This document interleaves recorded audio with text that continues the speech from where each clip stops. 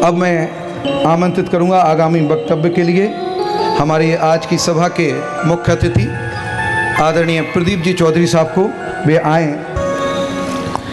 इस उद्घाटन सभा के अध्यक्ष जी श्री विजय जी बढ़जात्या इंदौर, परम आदरणीय छोटे दादा हुकमचंद जी बारिल साहब, मंच पर विराजमान उपस्थित विद्युतगण, श्रेष्ठीजन, उपस्थित मुमुक्षु भाइयों एवं बहनों,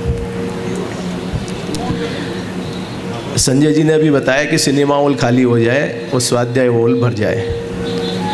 ऐसी हम सबकी भावना है कि वास्तव में स्वाध्याय हॉल भर जाए और ये तत्व ज्ञान हमारा बहुत ज़ोर शोर से चले। पैसे तो सबके पास होते हैं, लेकिन हमारे प्रेमचंद जी बजाज साहब ने जो पैसे का सदुपयोग किया, इसका सुंदर जिनालय बनाया, मंदिर बनाया, ये विद्यालय बनाया, फिर छात्रावास बनाया, ये काम तो कोई विरले लोग ही करते हैं। और प्रेमचंद जी साहब के पास में दो चीज़ है, ये जड़ लक्ष्मी के भी धनी हैं और ज्ञान लक्ष्मी के भी धनी हैं। ऐसे दो काम बहुत कम जीवों में होते हैं। पैसे का सदुपयोग करना ये प्रेमचंद जी बजाज साहब से सीखें। ये कोटा में ही नहीं करते हैं, ये पूरे देश में ये काम करते हैं। इनकी ये भावना रहती है कि पूरा मुमुक्षु समाज इस तत्व ज्ञान को लेवे और सीखे और आगे बढ़े। ये बहुत अच्छी भावना है। और डॉक्टर साहब हमारे, जिन्होंने किन विद्यालयों का शुरुआत किया, मंदिर तो बनते हैं बहुत, देश में मंदिर तो रोज़ बनते हैं, रोज़ टीवी पे रोज़ पंचकल्याणक होते हैं, लेकिन जो डॉक्टर साहब ने टोडरमल स्मारक विद्यालय से जो काम शुरू किया और पूरे देश में आज ये कार्य चल रहा है कि जहाँ जहाँ अपने मंदिर बन रहे हैं वहाँ पे विद्यालय खुल रहे हैं, ये सब टोडरमल स्मारक की देन है। आज उनसे निकले हुए विद्यार्थी जो वहाँ से निकले हैं वो सब पूरे देश में तत्व प्रचार प्रसार कर रहे हैं। ऐसा काम और हो नहीं सकता बिना विद्यालयों के, बिना ये बच्चों के आए बिना, पढ़े बिना। ये जुड़ते हैं, इनके साथ इनके माँ बाप जुड़ते हैं, पूरी एक श्रृंखला चलती है। प्रेमचंद जी बजाज साहब से मेरे फ़ोन पे बात होती रहती है। वो ये कहते हैं कि इनकी इतनी ज़ोरदार भावना है, जो बताते रहते हैं ये, कि वास्तव में अनंत भाई, निमिष भाई जैसा मेरे पास पैसा हो तो मैं कहीं भी मुमुक्षु समाज को कहीं झुकने नहीं दूं और ऐसा तत्व प्रचार प्रसार करूं। और मेरी, हम सबकी ये भावना है कि ऐसा काम उनके हो और ये खूब आगे बढ़ावें इस काम को। ऐसी हमारी सबकी भावना है। ये विद्यालय ऐसे ही चलता रहे, पंचम काल के अंत तक ऐसे ही चले, ऐसी मेरी भावना है। ज़्यादा धन्यवाद आदरणीय प्रदीप जी साहब। आप भी बहुत सहज और सरलता के धनी हैं। मुमुक्षु समाज को आपका बहुत बहुत सहयोग सब जगह प्रदान होता है और मेरे साथ में आपका व्यक्तिगत स्नेह का संबंध है। वर्ष 1999 में पहली बार किशनगढ़ में कोई टोडरमल स्मारक से विद्वान प्रवचन करने के लिए उन्होंने आमंत्रित किया और वो सहज संयोग मुझे प्राप्त हुआ। तब से आपके अभूतपूर्व वात्सल्य का लाभ मुझे विगत 19 वर्षों से मिल रहा है। आदरणीय प्रदीप जी, मैं आमंत्रित करूंगा अब आगामी वक्तव्य के लिए, इस कार्यक्रम या विद्यालय के संबंध में संक्षिप्त वक्तव्य के लिए आदरणीय रतन जी भाई साहब को वे आएँ और अपना उद्बोधन प्रदान करें। आदरणीय अध्यक्ष महोदय, मंच एवं सभी साधु भाई बहनों, कोटा नगरी आध्यात्मिक, औद्योगिक एवं शैक्षणिक के नाम से तो विख्यात है ही, वर्तमान में अध्यात्म क्षेत्र में भी अभी जैसा शिक्षा नगरी के नाम से पूरे विश्व में जाना जाता है, उसी क्रम में अध्यात्म की शिक्षा नगरी के रूप में भी जाना जाए, इस उद्देश्य को लेकर श्री प्रेमचंद जी भाई साहब ने आज से अनकरीब 35 वर्ष 40 वर्ष पहले भावना सजोई होगी। विद्यालय का उद्घाटन 2008 में पूज्य दादा के कर कमलों से हुआ। उसी क्रम में विद्यालय अनवरत 11वें वर्ष में प्रवेश करेगा। बात चलती है कि आचार्य समंतभद्र विद्या निकेतन की आवश्यकता क्या थी, क्यों हुई, क्यों खोला जा रहा है, जबकि महाविद्यालय चल रहा है। महाविद्यालय को क्रमोन्नत करने का भी भाई साहब का विचार है। क्रमोन्नत यानी अभी तक तो हम शास्त्री की शिक्षा की व्यवस्था ही रखते हैं। भाई साहब का ऐसा विचार है कि उसमें शिक्षा शास्त्री के साथ साथ आचार्य के बारे में भी वो विचाररत हैं। लेकिन वे लौकिक शिक्षा के बारे में क्यों? जैसे जैसे विद्यालय का नाम आगे बढ़ा, लोगों की भावना हुई, भाई साहब कोटा जब शैक्षणिक नगरी के नाम से जाना जाता है तो यहाँ आप CBSE की व्यवस्था क्यों नहीं करते हैं? रहने की व्यवस्था क्यों नहीं करते हो? भाई साहब ने एक कोशिश की थी इंद्र विहार में, राजीव गांधी नगर में, वहाँ भी अधिकांश अंशों में देखा गया सफलता तो थी, लेकिन जितने अंशों में आवश्यकता थी, जितने अंशों में कल्पना की गई, उतने अंशों में नहीं थी। उसी क्रम में जब विद्यालय का यश चारों ओर फैला तो भाई साहब के पास एक नहीं, एक दर्जन नहीं, सैकड़ों की फोन ऐसे आने लगे कि कोटा का नाम बाबूजी के नाम से जाना जाता है, फिर वर्तमान में भाई साहब प्रेमचंद जी, ज्ञानचंद जी, इन सभी के नाम से जाना जाता है, महाविद्यालय के नाम से जाना जाता है। जो CBSE वाला सिलेबस है, कोर्स है, उसके लिए आप केवल इतना करें कि रहने और भोजन की व्यवस्था आप करें तो आपको सैकड़ों विद्यार्थी ऐसे मिलने वाले हैं जो बहुत होनहार होंगे, वो आगे जाके शास्त्री के बारे में विचार भी करेंगे। इन सभी बातों को ध्यान में रखते हुए भाई साहब ने अनकरीब 2 वर्ष पहले प्लानिंग की कि कुछ करना चाहिए। अब कहाँ करना चाहिए, कैसे करना चाहिए? यहाँ बहुत से लोगों से विचार मंथन भी हुआ कि संस्था है, संस्था की गतिविधि और लोगों के जन जन तक वो बात कैसे पहुँचे, स्वामी जी के द्वारा प्रतिपादित, दादा के द्वारा कही जाने वाली बात जन जन तक कैसे पहुँचे। महाविद्यालय के साथ साथ इस विद्यालय के उदय की बात चली, फिर आखिरकार भाई साहब से नहीं रहा गया तो मई जून के महीने में उनने काम शुरू करने की बात की और आज इस उद्देश्य को लेकर के यहाँ तक आए हैं कि आज जो महाविद्यालय के उद्घाटन में आदरणीय दादाजी पधारे थे और उन्हीं के भावना के, भाई साहब की भावना के अनुसार, उन्हीं के आशीर्वाद से इस उद्घाटन समारोह में भी दादा का मंगल आशीर्वाद रहेगा तो ये विद्यालय जरूर ही फलेगा फूलेगा और लोग अपने उद्देश्यों की पूर्ति में आगे बढ़ेंगे। आदरणीय भाई साहब की भावना, बहुत से लोगों के अनेक प्रकार के टेलीफोन आए जिनके लिए कहना अच्छा भी नहीं है और कहा भी नहीं जाना चाहिए। तब भाई साहब ने डिसीजन लिया है और इस डिसीजन में उन्होंने बहुत साहस किया है। बहुत साहस के साथ उन्हें सफलता तो अवश्य मिलेगी क्योंकि उनके पास टीम बहुत बड़ी है, उनके सहयोग करने वाले बहुत दूर दूर से लोग आते हैं, करते हैं और करेंगे भी। अर्थात भाई साहब का जो ये उद्देश्य है आचार्य समन्वयक विद्या निकेतन, यहाँ तक आने में उनने जो काम किए हैं उनका परिवार पूरा का पूरा साधुवाद का पात्र है। अभी तक की जो टीम है इसने बहुत मनोयोग पूर्वक काम किया है और जो लोग हमारे अतिथि पधारे हैं इन सब की अनुमोदना इसी प्रकार की बनी रहे तो अवश्य ही ये उद्घाटन समारोह सार्थक होगा। धर्मेंद्र जी बहुत बहुत धन्यवाद आदरणीय भाई साहब। चूँकि आप भाई साहब के साथ हर समय रहे हैं और बहुत सारी बातें कई जो मेरे ज्ञान में नहीं आती क्योंकि मैं यहाँ इसी परिसर में ही अपना समय ज़्यादा से ज़्यादा गुजारता हूँ, वो बातें आपके सामने प्रस्तुत की। वास्तव में किसी भी संस्था को प्रारंभ करना बहुत आसान है लेकिन उसे अनवरत रूप से चलाना बहुत कठिन काम है। जैसा कि कल आदरणीय संजय जी भाई साहब ने यहाँ इशारा किया था कि प्रेमचंद जी भाई साहब यद्यपि स्वयं इस विद्यालय को अपना सर्वस्व समर्पण करने की भावना रखते हैं, लेकिन ऐसा बिल्कुल भी नहीं है कि कोई व्यक्ति इस विद्यालय में आकर के अगर सहयोग करना चाहे किसी भी गतिविधि में, विद्यार्थियों के खर्च संबंधी, निर्माण संबंधी या अन्य किसी रूप में, तो वो उसी के लिए मना करेंगे। वो भाई साहब जैसा बोलते हैं कि जब मैं दूसरी जगह देता हूं तो मैं किसी से कैसे मांग सकता हूं इसके लिए, और हमारी भी कभी हिम्मत नहीं हुई कि जब आप दूसरी जगह देते हो तो हम किसी से कैसे मांगने जा सकते हैं। लेकिन कल आदरणीय संजय जी भाई साहब ने जैसे यहाँ कहा था, ये विद्यालय आपका है और इस विद्यालय में चूँकि आपका तन और मन तो है ही, लेकिन तन मन के साथ में धन का सहयोग भी स्वागत योग्य है। जो भी व्यक्ति इस संस्था की किसी भी गतिविधि से किसी भी प्रकार से जुड़ना चाहे वो मुझसे संपर्क करके और इससे सहयोग कर सकता है, उन्हीं की सूचना यहाँ कर दी जाएगी। अब मैं वक्तव्यों के क्रम में आगामी वक्तव्य, केवल 2 ही वक्तव्य हैं।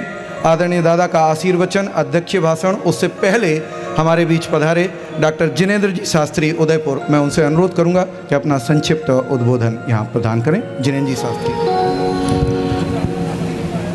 ओम नमः सिद्धेभ्य।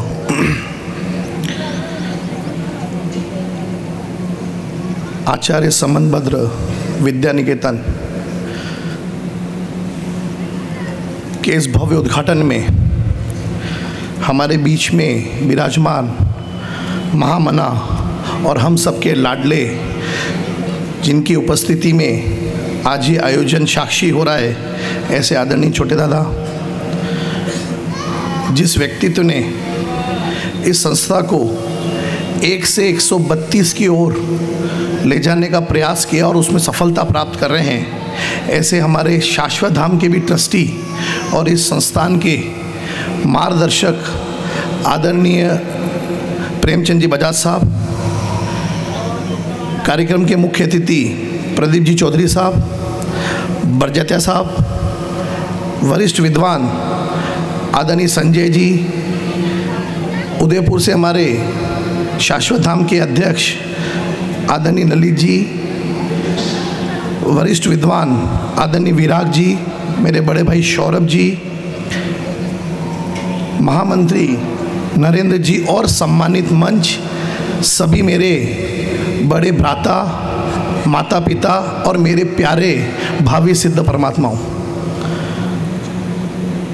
रतन जी और धर्मेंद्र जी 2 रत्न प्रेमचंद जी भाई साहब लेकर आए। आप कभी इनकी गंभीरता और उस सोच पर नहीं गए होंगे, लेकिन जब मैं आज उदयपुर से निकला तो मेरे मन में एक विकल्प अनायास ही आ गया। एक तो नाम से भी रतन है और काम से भी रतन है। जो आपके विशिष्ट सलाहकार है वो रतन जी हैं। टोडरमल स्मारक के जो प्राचार्य हैं वो है रतन चंद जी भारेल साहब, और कोटा के कौन है? धर्मेंद्र जी। तो वहाँ पे भी रतन है, यहाँ पर भी प्राचार्य के रूप में रतन है, और एक रतन ये यानी प्रेमचंद जी भाई साहब के 2 रत्न प्रमुख हैं, वो कोटा में हैं। मैं उनको बहुत बहुत इस बात के लिए साधुवाद देता हूँ और शुभकामना देता हूँ छोटे भाई के नाते कि उन्होंने धर्मेंद्र जी और रतन जी जैसे एक समर्पित व्यक्ति का चयन किया। मैं धर्मेंद्र जी भाई साहब के लिए भी कुछ कहना चाहूँगा, और विशेषकर इन विद्यार्थियों को। जब मैं शास्त्री का अध्ययन कर रहा था तो मेरे वार्डन धर्मेंद्र जी थे, तो मैं इनको हमेशा कहता था कि भाई साहब आप इस संस्था में मिले और किसी संस्था में मिलना मत, क्योंकि ये बहुत स्ट्रिक्ट थे, हर काम के लिए विधिवत थे, और सबसे ज़्यादा ये पेनाल्टी हमारे विद्यार्थियों की लगाते थे। तो मैं ये बार बार कहता था भाई साहब अगर संस्था में मिल जाए तो अगले जन्म में तो मिलना ही मत। लेकिन मैं आज ये कह सकता हूँ कि आप जैसे बड़े भाई हमें हर जन्म में नहीं मिले, उसके लिए हम बहुत जल्दी चतुर्थ काल में पैदा होकर दोनों ही भाव मोक्ष पद की ओर मोक्ष पद को प्राप्त करें, ऐसी सब भावना हम सब की है। और ऐसा व्यक्तित्व आपके बीच में आदरणीय प्रेमचंद जी भाई साहब लाए हैं। मैं इनसे व्यक्तिगत भी प्रभावित हूँ। इनका समर्पण, इनकी कार्यशैली, इनकी निष्ठा, जिस प्रकार से ये विद्यार्थियों को तैयार कर रहे हैं, ये वक्ता के साथ में बहुत अच्छे स्वाध्यायी भी हैं, बहुत अच्छे श्रावक भी हैं, बहुत अच्छा इनका अध्ययन भी है। मैं इन बच्चों से चाहता हूं जो मेरे शास्त्री विद्वान की ओर बढ़ जाएंगे कल, और बहुत सारे शास्त्री कल बन जाएंगे, इनसे मेरा एक निवेदन है, आपका ये जीवन और आपका जो संस्थान के प्रति जो समर्पण है, हम सब आज संस्थान के लोग आपसे एक बात चाहते हैं कि आप जीवन में जब भी हमारी ये यहाँ की जो संस्था आपसे अपेक्षा करे, आप इस संस्था के लिए खड़े रहकर पूरे देश की जो भी संस्था आपसे अपेक्षा करे आप उसके लिए खड़े रहना। और आपका जो वास्तविकता में गुरु दक्षिणा हो वो तभी पूरी होगी जब आप उस संस्था के लिए और देश की सब संस्थाओं के लिए और समाज के लिए खड़े रहेंगे। आदरणीय प्रेमचंद जी भाई साहब के लिए मैं 2 शब्द कह के मेरी बात को विराम दूंगा। ये नगरी बाबूजी की नगरी है, और राजनीति की दृष्टि से बात करूं तो दादा एक बात मुझे बार बार विकल्प आती है कि आपने एक बात तो झुटला दी, झूठी साबित कर दी। लोग कहते हैं कि बड़े बड़े पेड़ों के बीच में कोई पौधा पनपता नहीं है। बड़ का पेड़ हो, पौधा हो, या कोई भी बड़ा बड़ा पेड़ हो, उसके बीच में कोई पौधा पनपता नहीं है, लेकिन आप किस प्रकार के पेड़ हैं जो मुझे समझ में नहीं आ रहा है। एक पौधा आपने बांसवाड़ा तैयार कर दिया, एक पौधा आपने कोटा तैयार कर दिया, एक पौधा आपने नहीं जमा तो आपने हमारे उदयपुर में भी तैयार कर दिया। आप क्या चाह रहे हैं? यानी हर जिले में आपके नेतृत्व में, आपके सानिध्य में आपका तत्व पहुँचे, ये जो आपकी भावना है वो सब विद्वान आपको पूरा करेंगे। और आप जैसे महामना हमारे बीच हैं दादा, आपको तो कुछ भी कहना या आपके लिए कुछ भी बताना सूर्य को दिया दिखाने के समान है। मैं तो यही कहता हूँ कि नहीं कहना चाहिए लेकिन कह देता हूँ, लोगों की उम्र दिखती है, उम्र होती है वो बुजुर्ग होता जाता है, लेकिन आप अभी 84 के हो जाएंगे और आप वैसे के वैसे हैं जैसे हम आपको स्मारक में देखते थे। आपका ये स्वास्थ्य मंगल रहे और हमारी उम्र भी आपको लगे, जो लौकिक भाषा में कहते हैं। इसी मंगल वाला के साथ मैं विराम देता हूँ। और जो विद्यार्थी कल यहाँ से जाने वाले हैं उनके लिए भी बहुत बहुत शुभकामना देता हूँ और यही भावना भाता हूँ कि जब भी संस्था आपको कुछ भी अपेक्षा करे आप हमेशा तैयार रहें और जो पूज्य गुरुदेव का वक्तव्य है, वचन है, वो अपन सब पूरा करें और इस संस्थान का, पूज्य गुरुदेव का जो अभिप्राय है वो कभी खराब ना हो। इसी मंगल भावना के साथ मैं मेरी बात को विराम देता हूँ। बहुत बहुत धन्यवाद, आपने मुझे बुलाया, सम्मान दिया। जय जिनेंद्र, जय महावीर।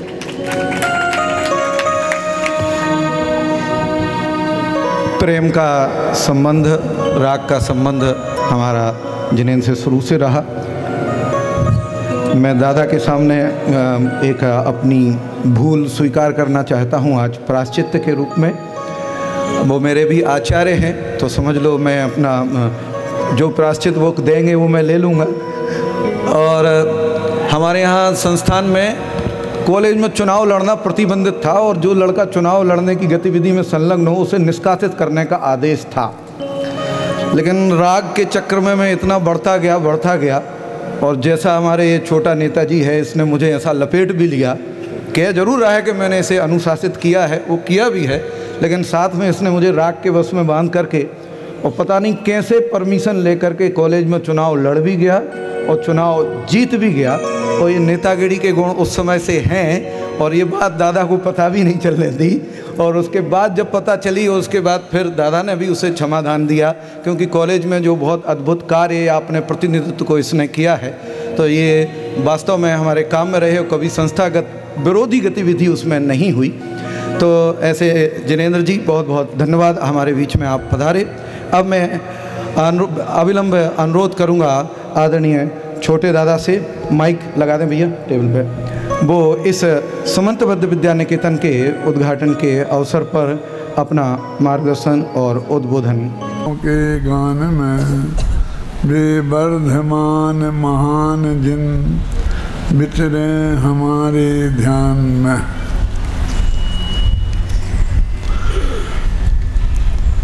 नया विद्यालय खुल रहा है और लौकिक पढ़ाई से संबंधित है, फिर भी इसमें शास्त्रीय परीक्षा में पास होने के लिए हमें योग्यतम छात्र मिलें, ये योजना भी शामिल है। इसलिए मैं इसमें बहुत प्रसन्नता के साथ शामिल हुआ हूँ। मेरे इस विचार को आप लोग बहुत अच्छी तरह जानते हैं कि जब उदयपुर में खुला था विद्यालय और उसमें सिर्फ लड़कियों के लिए लौकिक पढ़ाई की ही व्यवस्था वे लोग कर रहे थे, और मुझसे कहा था कि हम आपको इस पद पर रखना चाहते हैं, उस पद पर रखना चाहते हैं। तो मैंने कहा कि लौकिक पढ़ाई की व्यवस्था तो गवर्नमेंट सारी जगह करती है, उदयपुर जैसे शहर के लिए लौकिक पढ़ाई की व्यवस्था में कोई कमी भी नहीं है, होगी तो गवर्नमेंट और भी करेगी। लेकिन आप आध्यात्मिक पढ़ाई, शास्त्रीय की पढ़ाई करने की व्यवस्था करें तो मेरा नाम कहीं भी लिख लेना।